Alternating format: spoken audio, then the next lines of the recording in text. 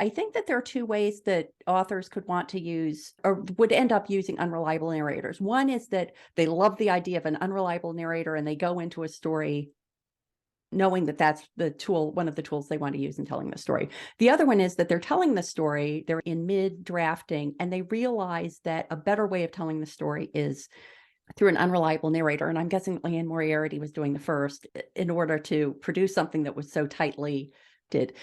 Do you have a sense of, are there dangers in either one of those approaches, or is it a kind of a whatever works for you scenario?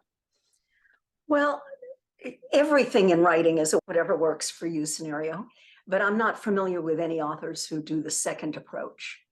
Unreliable narrators are tricky to work with because you want to make sure that nothing seems coincidental or contrived.